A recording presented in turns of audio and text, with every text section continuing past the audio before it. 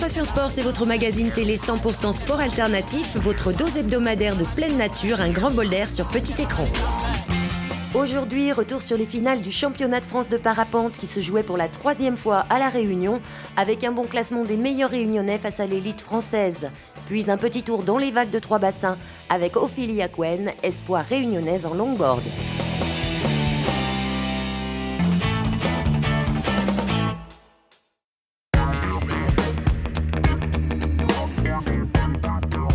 Il y avait du spectacle à Saint-Leu, en l'air comme sur terre, pour les finales des championnats de France de parapente, c'était le 12 novembre dernier. Après une semaine de compétition dans des conditions météo capricieuses, les meilleurs Français se retrouvaient pour faire la fête autour du podium. Sur les marches, des pilotes de haut niveau, tous membres de l'équipe de France. Nicolas Bernard en nouveau champion de France, Honorin Amar, jeune pilote de 20 ans sur la 2e marche, et Jean-Marc Caron, ancien champion de France et ancien champion du monde, en médaille de bronze. Chez les filles, le podium était tout autant haut de gamme. Alors chez les filles, donc évidemment Elisa Audry, qui est championne du monde 2009 et qui a déjà été 3 ou 4 fois championne de France. Donc elle est championne de France à La Réunion, elle l'avait déjà été. En 2e position, nous avons Laurie Genovese, une petite jeune de 20 ans qui monte. Et la 3e sur le podium, et pour le coup, ça c'est une bonne surprise pour nous, puisque c'est une réunionnaise d'adoption. Ça fait 10 ans qu'elle habite à La Réunion et qu'elle vole ici, c'est Sandy Lambert. 8e des championnats régionaux, Sandy Lambert n'avait même pas envisagé ce podium, une bonne surprise donc. J'étais très surprise en fait parce que je ne pensais pas être sur le podium, je suis 3e et là je suis sur le podium, tout le temps j'étais derrière, la dernière manche je boucle et je ne suis pas au courant qui est devant moi, qui a gagné. Et du coup, là, ce soir, j'apprends que je suis 3e sur les championnats de France, donc je suis très fière, bien sûr. L'autre bonne surprise réunionnaise, c'est Ludovic Robert qui s'impose comme le meilleur parapentiste pays. Il s'inscrit dans le top 10 français en se classant 6e au général, alors qu'il ne visait modestement que le top 30. L'objectif avoué, c'était dans les 30, ouais. Donc après... Bon, c'est sûr qu'au fond de moi-même, j'avais cette grosse envie de briller, quoi, parce que bon, c'est à La Réunion, c'est chez nous, c'est toujours bien de briller, mais bon, c'était un doux euphémisme. Et finalement, ça l'a fait. Donc, je suis très content. Enfin voilà, j'ai pas cette notion vraiment de parapente haute performance, et puis de toute façon... Voilà, en habitant à La Réunion, j'ai pas les moyens de devenir un pilote un pilote bien meilleur que ça. Mais bon, c'est vrai que ça m'ouvre peut-être aussi les portes du circuit de la Coupe du Monde si je pars en Afrique du Sud et que je fais un bon résultat en Afrique du Sud. Il y a cette petite idée, donc ouais, ça sera on verra à la fin de saison, quoi. Pour les compétiteurs comme pour les organisateurs, cette 3e édition du championnat de France de parapente à La Réunion aura été bien compliquée. Chaque jour, il aura fallu attendre des conditions météo favorables, certainement chez temps même avorté.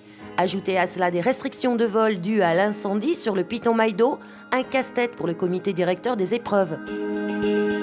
C'est vrai que pour les organisateurs, c'était vraiment pas facile. On a eu des conditions météo qui sont vraiment pas habituelles. Ça fait un moment que je viens à La Réunion, moi j'avais jamais vu ça. C'était beaucoup de pluie, du vent, il fallait vraiment jongler. Donc c'était un championnat on n'a pas beaucoup volé, par contre on a beaucoup attendu.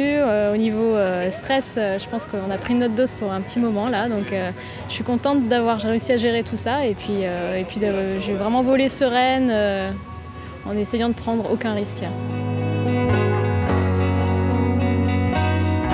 C'était super difficile pour l'organisateur de gérer, je pense, tous ces problèmes. Je trouve que les pilotes n'ont peut-être pas été très cool. Ça doit être typique du franco-franc. Enfin, je fais beaucoup de compétitions internationales et ça se passe, même dans ces cas-là, ça se passe toujours mieux. Le français, je crois, confirme dans son poste de super râleur de la planète. Les gens sont jamais contents, quoi qu'il arrive. Donc moi après, voilà, il se passait ce qui se passait. C'est vrai que dans ma composition, c'était plus facile de dire tout va bien, on n'en tient pas compte et puis on continue à voler. Voilà. Malgré tout, les 96 compétiteurs profiteront d'une belle manche technique le dernier jour avec une course au but de 50 km entre Saint-Paul et Saint-Leu, sur laquelle certains essuieront pourtant quelques rideaux de pluie. Comment ont-ils vécu? Comment il est mort? Le titre se jouera donc sur 4 manches variées. La compétition finit en beauté. Encore. Eh bien, C'est qu'on a été ennuyé évidemment par les incendies au départ, puisque notre terrain de jeu était limité par arrêté préfectoral. Bon, on a réussi à négocier avec la préfecture et trouver un compromis satisfaisant pour tous. Ensuite, on a eu une météo moyenne au début du parcours, puisque donc tous les jours il pleuvait, c'était très ennuagé, mais malgré tout on a réussi à faire 3 manches. Mais les conditions météo étaient quand même moins bien que sur les 2 autres championnats, où on a validé 7 manches sur 7 une première fois et la fois précédente 6 manches sur 7. Donc là 4 manches sur 7, il y a de quoi être satisfait. Donc moi par exemple j'ai fait 5 championnats de France en métropole et chaque fois j'ai fait 10 000 km et à chaque fois c'était que 2 manches. Alors vous voyez ici à La Réunion on est à 4, on est déjà 2 fois au-dessus de la norme. Donc il n'y avait aucun souci, on savait déjà donc le 3e jour que le championnat a été validé. Après ce qu'il faut c'est que le championnat ait la plus grande validité et représentativité sportive. Donc c'est le cas, aujourd'hui on a fait une très belle manche, je pense que les meilleurs se sont expliqués. Bon c'est vrai qu'on aurait eu 3 manches supplémentaires, on aurait pu discriminer davantage entre les pilotes, mais bon globalement je pense que c'est très, très satisfaisant. Oh my cold-hearted child, tell me where it's all gone. Oh, the luster off your bones, those arms that held you strong. Oh, I've been worrying that my time. Ophélie Aquen n'est pas seulement jeune et très jolie. À 17 ans, la Réunionnaise est aussi championne de France espoir et vice-championne d'Europe 2010 en longboard, sa discipline de prédilection sur les vagues. Elle partage avec nous sa passion.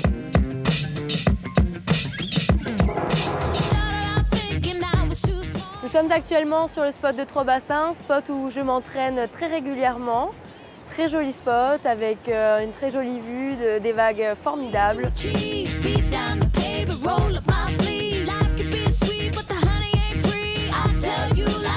fais championne de France 2010 en espoir à Biarritz et 2e en open. Et puis ensuite j'ai fait vice-championne d'Europe 2010 aussi en Espagne à Tapia. Et cette année, j'ai eu la chance d'aller à Biarritz pour les championnats du monde, enfin du moins la première partie, où j'ai terminé 3e.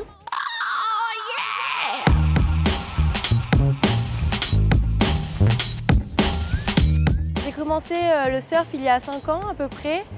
C'est ma cousine qui m'a poussée à faire ce sport parce que j'étais une casse-cou et du coup, dès que je me suis lancée, j'ai adoré. Donc c'était sur le spot des Roches Noires avec mon professeur, qui l'est toujours, Aymeric Bévière. Alias Clou.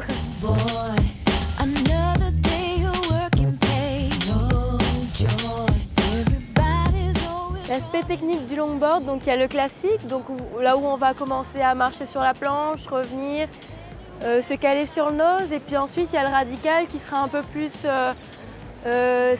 assimilable au surf, c'est-à-dire qu'il va falloir bouger, pas sur la planche, mais bouger la planche. Les rollers, les cutbacks, tout ça, bon bah. C'est 2 aspects du longboard, donc on a l'aspect féminin et puis ensuite un peu plus agressif du longboard.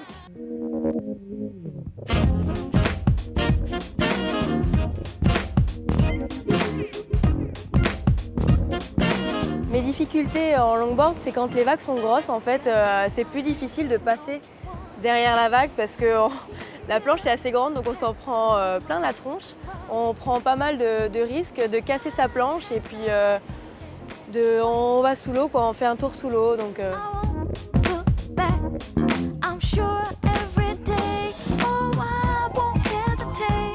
Alors je suis en terminale S, donc autant dire du boulot pour moi. J'essaye de concilier le surf et la terminale.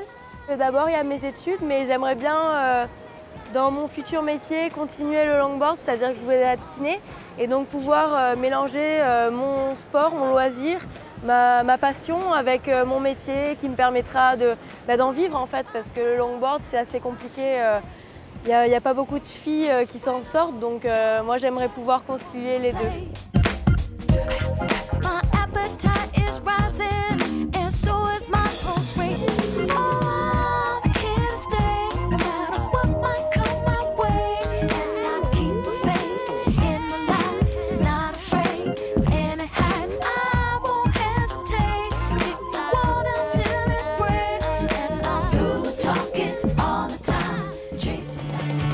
Passion Sport revient dimanche prochain et si vous souhaitez vous aussi partager dans ce magazine vos exploits les plus dingues, envoyez vos coordonnées par mail à comedia974@gmail.com.